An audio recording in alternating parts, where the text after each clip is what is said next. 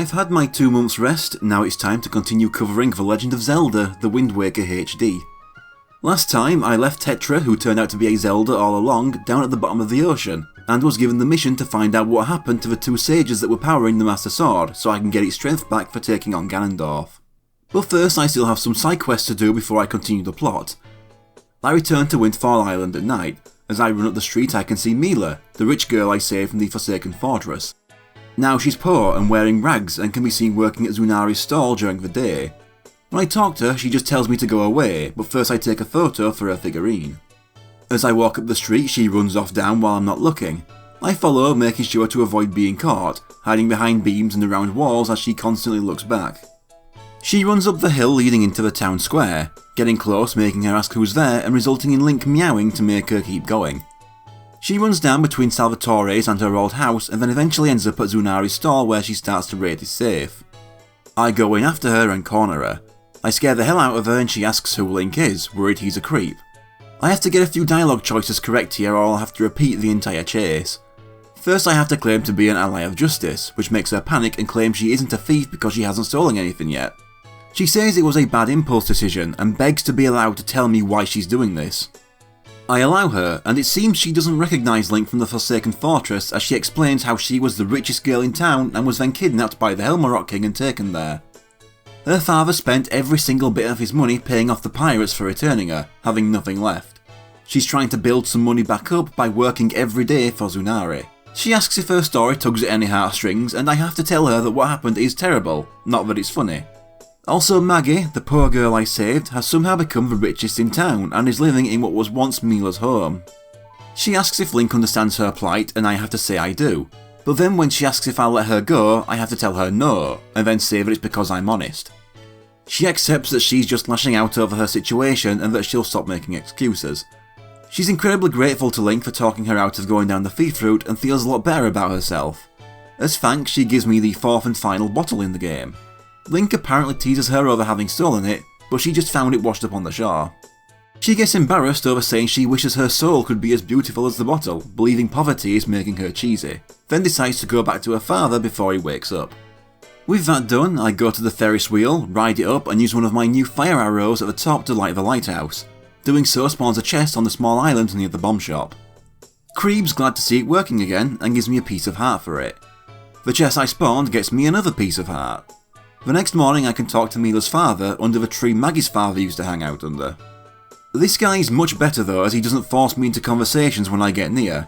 He's still a slight dick though as he accuses me of being unable to keep promises since I wasn't the one to personally return Mila.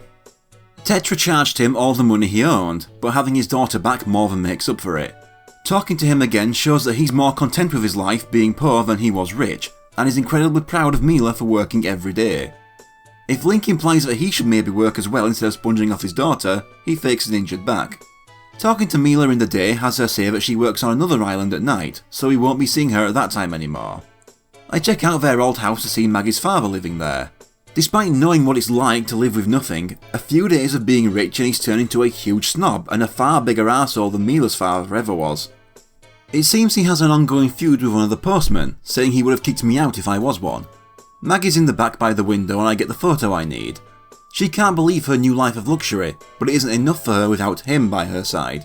He was very kind to her at the Forsaken Fortress and gave her a load of skull necklaces when she was saved, which is what allowed for her and her dad to become so rich. It turns out he is Mo, a moblin. She's written several letters to Mo at the Forsaken Fortress but has not received a single response and she can't comprehend why. Maybe I killed him during my last visit. Maggie has another letter to Mo that she wants me to deliver to the postbox for her. I gain Maggie's letter. I talk to her dad on the way out and he doesn't believe I had anything to do with her rescue, telling Link he may accomplish something in life someday. I post the letter and run back up to the house to find Maggie's father and Ilari having an argument. Ilari had a difficult time travelling to the Forsaken Fortress to deliver Maggie's letter and get Mo's letter in return, but Maggie's father just screams at him to shut up and fuck off, refusing to even sign for the letter. Ilari gets so fed up he implies he might kick the guy's head in, but instead he leaves to cool off.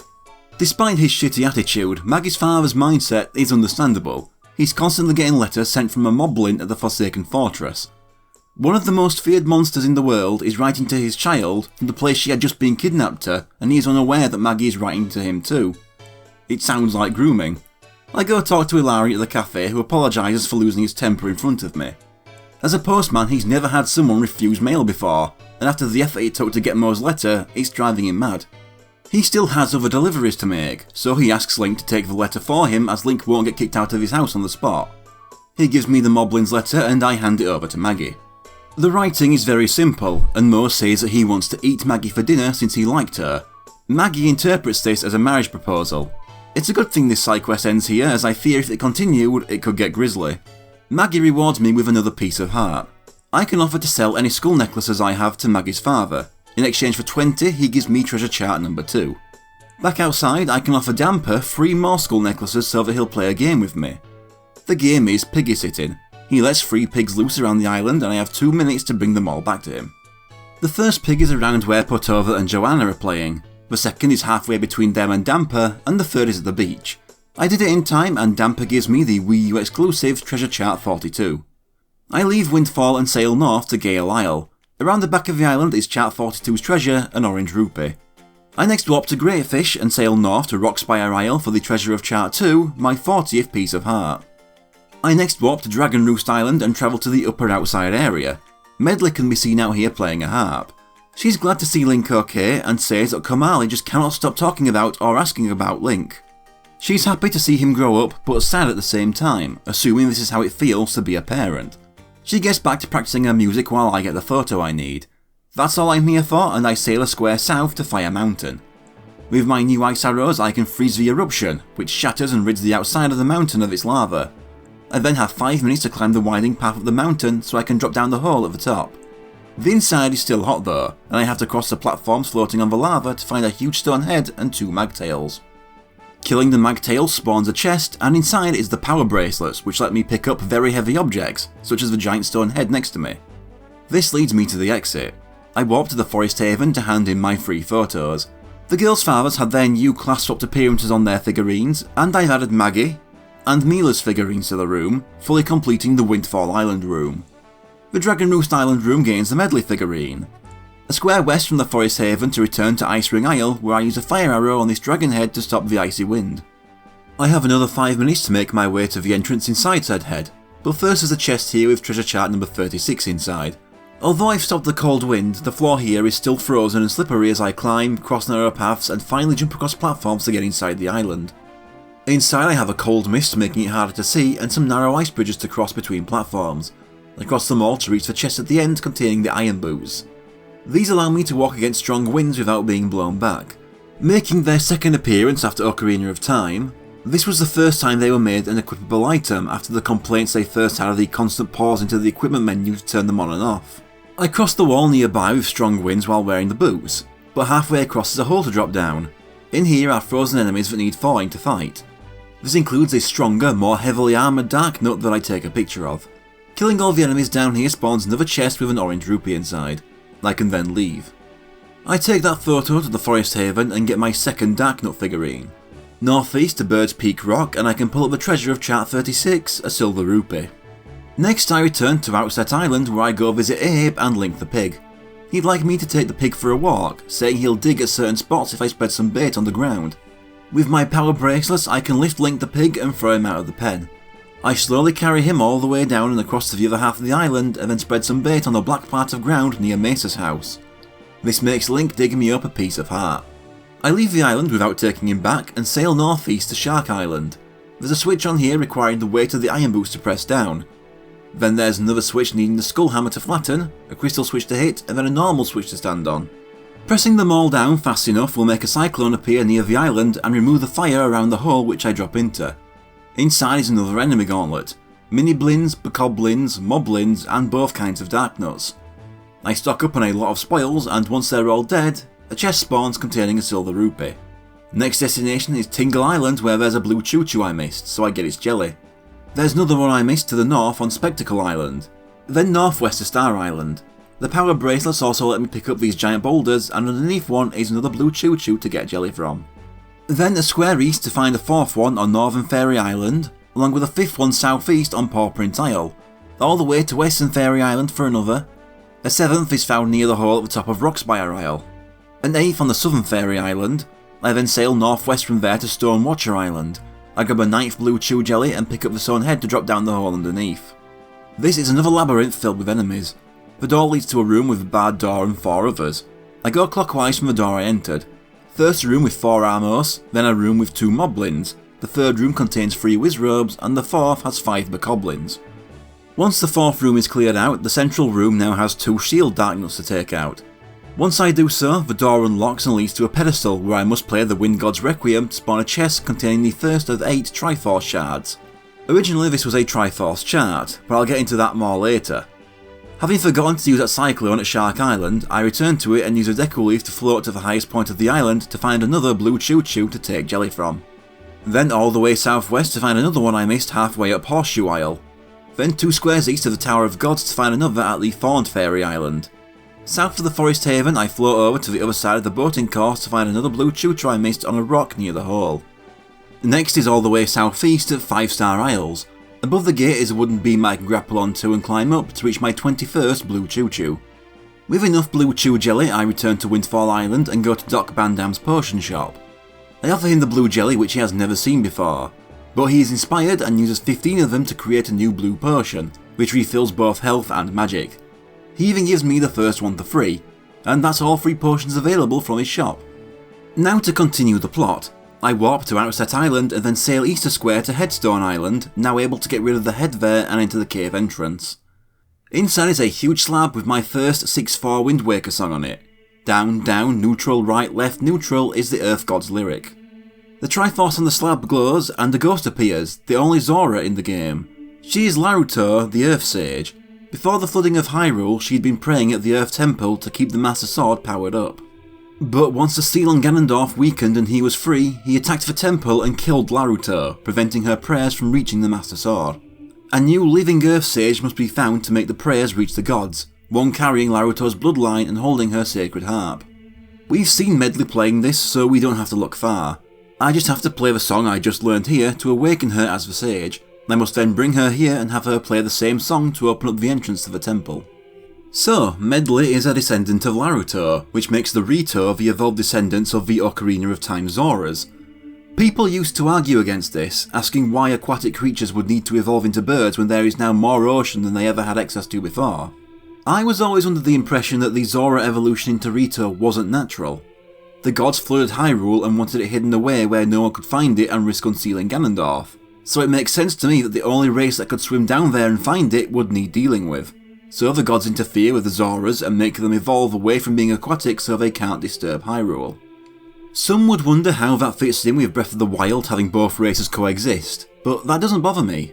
That game is so far in the future with a presumed bigger gap in time between it and any other game, and certain races seem to prosper or decline at several points all across the timeline, that the idea that Rito and Zora could evolve separately to the point they eventually exist at the same time isn't too far-fetched to me. Tangent time. But I don't know, I just feel this kind of thing both people that are super into the timeline stuff and people that are so anti-timeline they refuse to acknowledge that there are more games that have a blatant connection to another written into their plots than games that don't through being a sequel or prequel. Seriously, it's pretty much just the Oracle games and Triforce Heroes get hung up on. Minor things they assume to be contradictions don't have to be if they just loosen up and don't trip over each other to call plot hole or retcon to things that can be worked out with just a little bit of chilling out and thinking. Like, I think the current controversy over Tears of the Kingdom's supposed retcon of Skyward Sword's Hyrule origin can be easily explained by the fact that there are massive gaps of time between these games' events and the same people, concepts and locations are constantly disappearing and reappearing across the timeline. Any new origin we see for something does not have to be the very first origin, but a origin. Remember how for over 20 years before Skyward Sword came along, everyone assumed the Sleeping Zelda from Adventure of Link had to be the very first Zelda ever, because she was the start of a tradition of naming Hylian princesses Zelda? And it turns out she's from the gap between the Link to the Past era and Zelda 1, near the end of just one timeline. It turned out to be an origin for the name going forward, not the origin. We've seen at least a few Hyrules founded, decline, cease to be, and newly founded across the series before now, and we've seen at least 3 separately born Ganondorfs now. The Hyrule and Ganondorf from Tears of the Kingdom do not have to be the first ones ever. I wasn't expecting this tangent, but I've been wanting to get the gist of my own feelings towards a timeline and the existence of a timeline out there as early as possible, and this felt like my first proper chance to do so. I see the Zelda timeline as a fun little interesting thing to look at and see the little connections between games and how it generally fits together. But I feel the people who are far more into it than me seem ready to break down and write the whole thing off at the slightest trouble. Like the third Downfall timeline thing, where that first got shown off over a decade ago. Yeah, it's a bit weird and unexpected, unneeded even, but when you look at the Downfall and Child timelines and just slap the Downfall timeline onto the end of the Child timeline, it's almost exactly what the most popular theorised timeline was before the Hyrule Historia was released, with the only exceptions being the placement of the Oracle games, which no one agreed on, has been changed a bit since, and Four Swords Adventures. I honestly think for people to guess something that close just based on the games themselves and some random interviews is genuinely impressive. Yeah, you didn't get the third timeline, but you pretty much did get the third timeline's order almost exact anyway, and you should have taken that timeline reveal as an achievement. I just feel that group should step back a bit and calm down and stress out less. That being said, I disagree far more with the group on the opposite end of the debate. I'm not at all into the thought that every game is just a retelling of the same story because, first off, I just think that's kind of dull. I just prefer the idea that this fantasy world has millions of years of history, and with each game we're just seeing one relatively tiny snippet of that history. Just 1 month or so out of the rest of the untold millions of years we don't see. And secondly, look, so many games have a plot connection to just Ocarina of Time alone. It has 3 sequels, one of which has a further 2 sequels. It has 2 prequels, one of which is also the first part of a trilogy with 2 other games. It itself was made as a prequel to a game with its own 2 sequels, and the game it was a prequel to is itself a prequel to another game with its own sequel. That's 15 games out of 20, 75% that are explicitly connected to at least one other with Ocarina of Time as a kind of centre. To try and claim all that as just retellings at that point is just denying reality for the sake of trying to look smart and enlightened. It's fine to have no interest in the timeline, but this feels more like, I don't care so no one else should, and fuck that. And with that, I assume anyone watching will get my mindset and where I'm coming from in future Zelda videos should I talk about any timeline stuff and connections to other games. I'm not looking for an argument or a debate, I just want to get my own thoughts on the matter across. If you understand how I feel and where I'm coming from, good, because I really want to be clear. If what I said somehow made you angry, tough. Tangent over, let's continue the game. I return to Dragon Roost Island and Medli. She says she already owned this harp when Komali's grandmother saw her with it and just knew Medli's fate from the shape of it, which is when she decided to become Medli's teacher. Getting out of the Wind Waker will have Medli ask Link to conduct her, and I play the Earth God's lyric. The song sounds familiar to Medli, but after trying to work out why, she passes out. She's visited by Laruto's spirit who plays the same song to her before Medli joins in. After the session, Medli is shown a vision of the Triforce and the Master Sword. Medli wakes up and tells Link what she saw, knowing what needs to be done and awakening as the Sage of the Earth Temple. She takes in the fact that she can help save the world and realises that her teacher must have always known. She says they must get to the Earth Temple, and when Komali flies overhead, she hurries Link, preferring that Komali just remembers her as an attendant and not a sage. By the time Komali lands, both are gone. Know who else is gone? Kogoli, that one unremarkable Rito who appears on this screen. Once you awaken Medli, he just disappears from the game, so you better hope he got his figurine. Medli sits on the side of the King of Red Lions, which seems pretty dangerous once I play the Ballad of Gales. I head back to Headstone Island and get off for the King to give Medli some instructions. He warns her that the monster that killed her ancestor is still inside the temple and explains that I can make Medli follow behind me by calling her. And I can pick her up and throw her. I can also take control of Medli myself by playing the command melody I learned in the Tower of the Gods. The two go inside and once again I play the Earth God's lyric in front of the slab. Medli plays a song and the slab is destroyed, revealing the entrance to the Earth Temple. Through it is a hole the two drop down. The first room has a door across a gap with no bridge, so I pick up Medli and jump off the edge with her to glide across to the other side and through the door.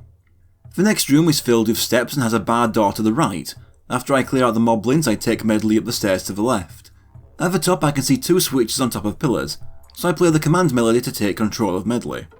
Medli can't fight, but she can fly until her purple meter runs out. I have Medli carry Link to the first pillar to weigh down the first switch. I then have Medli fly to the other pillar to press down the second, opening the door. We drop down and go through the door. This next room has a light shining through the ceiling. There are several choo-choos in here, including the first purple choo-choo. To deal with these, I have to make the light have contact with them to turn them to stone. I open up the warp pot in here and then use a skull hammer to smash the stone choo-choos. Medley can interact with the light too. Her harp will reflect it, so I have her stand in the light and then aim the harp to shine a light on this invisible chest to make it appear fully. Said chest contains the dungeon map. I go through the next door to see this giant stone face with sun symbols for eyes. There's a light down here, so I have Medley stand in it and use her harp on the purple mist below to dispel it. This reveals a hammer switch I can press to open a door to the right. I go through the door to a room containing some coffins that open up when I get near to reveal some bubbles. Past that is another mostly invisible chest. To the left is a ladder to a huge block, and to the right a door requiring a switch to be held down to open. I go up the ladder and pull the block back to reveal another light and have Medley reflect it into the chest to form it and get myself a small key. A floor master then appears behind us and grabs Medley. I hit her free, but in trying to get a photo of the floor master, I give it the chance to grab her again and take off with her. I get a photo of another floor master and return to the previous room, where Medley is in a cage with no roof above the entrance. I have her fly down so I can take her back to the room I lost her in. I then place Medley on the switch and leave her there so I can go through the door. There's a light here, but without Medley I can't reflect it just yet. I return to the room with the cage and go through the opposite door on the left, requiring the key I just got. More choo-choos, including purple ones, but I can use fire arrows to burn these curtains higher up, one of which was blocking more light from getting in. I petrify the choo-choos, but I don't want them dead. I use them to weigh down the two switches by the light to lower some steps leading to a barred door. I go up them and push down this block to open up the door and go through it. There's a floor master to deal with first, some blocks, and various bits of wall and statue that need a light shining on them.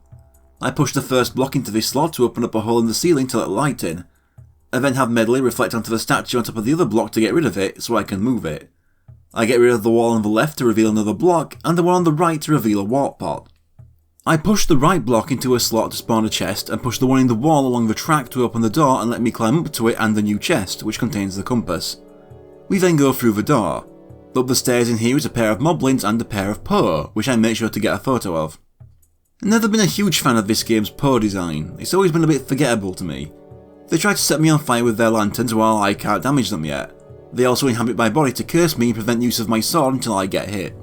There are 3 statues on one side and a light on the other, so I have Medley fly up there and reflect light onto the Poe to make it solid so I can kill it. The deaths of all the enemies opens up the wall to some stairs leading to a locked door. I then have Medley melt away the statues so I can get to the chest behind them for a joy pendant. I go up the stairs to find another door to the left of the locked one. It leads to a room with 5 coffins. The first one I inspect has my first Redead inside, which I take a picture of. It's a fine redesign, but they lack the... Is Mumble the word I'm thinking of? From the N64 games, which is a huge loss for me. That sound scared the shit out of me when I was a kid. I do like the new scream though, sounds almost like an elephant and makes the resulting freeze more believable. But otherwise they fight the same as they did in those games, make you freeze in fear with the scream, then slowly approach you to grab on and start biting at those brains. One of the coffins is hiding a small key, and after taking out all 3 Redeads, the ladder lowers so I can get back up and leave. I then unlock the door, leaving Medley behind as I enter a mini-boss room. In this room, a Stalfos emerges from the ground wielding a spiked club. I make sure to get the photo first. Like the Redead, this Stalfos design is fine, but not my favourite. It starts by spinning towards me while holding the club out. Once it stops I get some hits in until it breaks apart, leaving me attacking just the head until I kill it. But the battle doesn't end there as 2 more emerge from coffins in the back. I pick up the first one's club and throw it at another to stun it and keep hitting until the lower body is destroyed, leaving it crawling around with no legs until I smash up the chest and then finish the head. I then take out the third. This lowers some stairs leading to a chest containing the dungeon's key item, the mirror shield. Now I too can reflect light. This is one of the better mirror shield designs to me, the blue around the edge making a nice change from the red and orange of the previous games. Although it does replace the hero's shield completely, which makes you wonder whether or not Link just dumped his family heirloom in a cave far below the sea. Light shines in from above and I use my new shield to shine on the emblem that unlocks the door out. In the previous room I can demonstrate what the mirror shield now lets me do with Medley. I have her reflect light down below as I did previously, then reflect that reflection with the mirror shield into this wall to melt it away and reveal a new passage. There's another wall and statue with more light at the end. I get rid of the statue which just hides a rupee. I then team up with Medley to shine a light around the corner and get the wall, revealing more rupees. Sadly my wallet was already full. We then go through the door at the end. This takes me to a higher up section of the big room with the cage and the mist. I first go through the rooms to the right of the entrance, to the one needing Medley to stand on a switch to unlock. Now I have the mirror shields, I can get rid of the walls to reveal a chest with another joy pendant inside. I then return to the mist room, and now with two people who can reflect light, I have them both shine light into the eyes of the large head. This lowers some stairs to another door going deeper into the dungeon. I go down the stairs to a bridge with blue bubbles flying across it, but first I jump off to the left and float over to a series of platforms leading to what looks like a dead end. But planting a bomb here will spawn a chest containing the Earth Tingle statue. I go back and cross the bridge with Medley to find another slab where I must play the Earth God's lyric to continue. Through the door there are a few Redeads to kill. I can also use reflected light to stun them. In this room are two big statues, a smaller one on a block, and two mirrors. I start by getting rid of the one on the block, then the left mirror which reflects onto the statue to reveal a door behind it. I then do the same to the right mirror to reveal another door. I go through the right door and down more stairs to find a room filled with purple mist. I leave Medley behind and run through the mist, avoiding Floor Masters as being in the mist curses me and prevents me from using my sword. At the other end is a chest with a small key inside. Opening the chest dispels all the mist so I can kill the Floor Masters, spawning another chest when all are gone. This chest gets me treasure chart 20. I return to the previous room and go through the left door. More purple mist to run through, and at the other end a hammer switch. This shines a light from the ceiling and I can push this nearby mirror into said light so that it reflects into the next room. I reach said room by going to the previous room again, pushing the block back and climbing to the next door and using my key on it. We can see the light I reflected in just now, and after taking out all the enemies I get to reflecting it onto the three statues in here.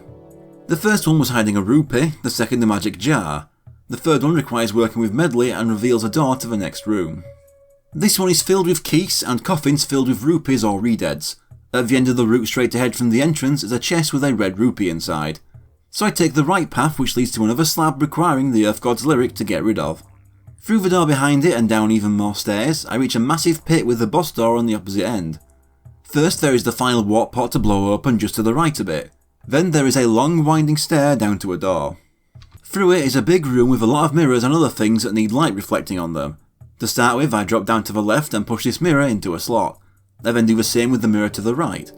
I next have Medley fly up to the middle of the room and press down this switch to let in some light that shines directly onto the right hand mirror. I reflect the light onto this invisible chest nearby to make it solid, and then this nearby statue in the middle to open up another mirror. I open the chest to get myself a purple rupee and then pull out the new mirror and fit it into the slot at the end, further reflecting the light being reflected from the first mirror. There are walls to melt away around here too, so I team up with Medley to get rid of them and reveal another mirror. This one, when pushed into its slot, reflects the light again and right into another mirror, sending the light towards the left hand side of the room and into the very first mirror I moved. I head on over to the left and shine light on another invisible chest and another statue hiding another mirror. The chest contains a joy pendant and I push the newest mirror into its slot. I melt away another nearby wall to reveal a door I'll get to in a bit.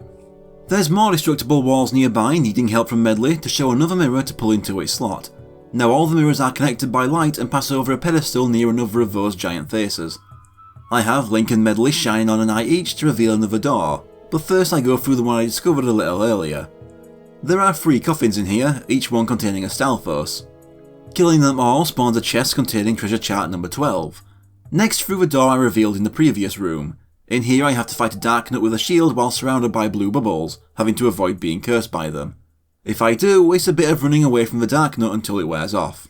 After killing all of them, the gate in the back opens, allowing me to reach the chest containing the big key. I go back 2 rooms to the one with the boss door and have Medley fly out to it while I have to climb a set of vines and then Deku leaf across. I unlock the door and go inside, leaving Medley to wait. Inside the room are several Po of varying colours. Once they spot me, a mask appears and they all jump inside it, combining into one big ghost, Jalhalla. I take the photo I need as Jalhalla starts spraying fire everywhere from his lantern. I have to use the mirror shield with the beams of light around the arena to hit him with light until he turns solid and falls down. I then have to pick him up with the power bracelets and throw him into one of these several spiked pillars against the wall.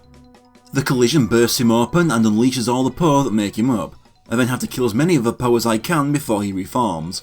He then follows that up with a long stream of fire. It's all going well as expected until the second time I pop him open. Then my Wii U gamepad, which had been working almost perfectly, having only had one hiccup all the way back during the first Forest Haven visit, decided to be an arsehole. Constantly disconnecting and reconnecting every few seconds and leaving the fight essentially unplayable.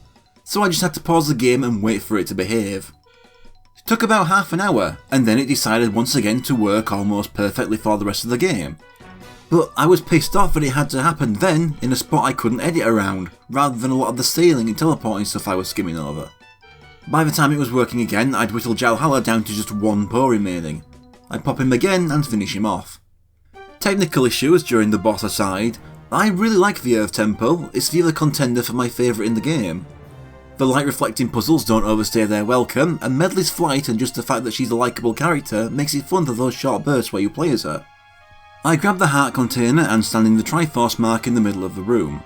Medli joins me, and with the Master Sword planted in the middle, the two then play the Earth God's lyric once more, with Laruto's spirit joining in too as they pray for the Master Sword's power to return. It works, and the sword's guard opens up once again, returning it to a more familiar shape. Of course, that's only half the job, and there's still another stage to deal with before it's fully restored. Medli tells me I must hurry to the Wind Temple for one more prayer. Medli will remain in this temple and continue to pray, asking Link to look after Komali for her. I'm warped outside, and the first thing I do is warp to Dragon Roost Island. I have a letter in the post box charging me 10 rupees to receive. It's from Baito, the part-time worker at this island. He's trying to be as good a mail sorter as I am, but I'm just too good. He's been hearing about my adventures a lot, so I felt he needed to write me a letter. But he doesn't know what to write and just sends generic words of encouragement, along with 20 rupees. Komali is outside waiting for Medli, so that he can give her this flower he picked for her. But since we're not telling him what happened to her, he just gets to worry about her disappearance. I'm just here for the photo. Skip ahead to night, and his flower has wilted, and he's upset he won't get to see Medli's happy face on receiving it. Oh well, I hope that's enough watching over him for Medli's taste, as I'm never visiting him again. I was just here for the photo. Time for the Forest Haven to get 6 new figurines made. The Forsaken Fortress room gains the Stalfos and Jalhalla. The enemy room gains the Floor Master, which claims they are lonely, the Poe, and the Redead. This fully completes the enemy room. Finally, the Dragon Roost Island room gains a figurine of Komali, showing both his child and adolescent versions. This room is just missing one more figurine. I sail north to Bomb Island, where I can fish up chart number 20's treasure, a piece of heart.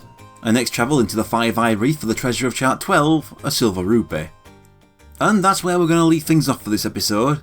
This will be the shortest part of Wind Waker, and that's because there are just 2 dungeons and not as much side content left. I was debating right up until the end whether to include the Wind Temple or save it for the next part. Either way, there'd be a shorter than usual video for this game, but in the end I decided to have the meatier video go to the final part. So look forward to the 5th and final part, where I'll finally return the Master Sword to full strength and go after Ganondorf once again.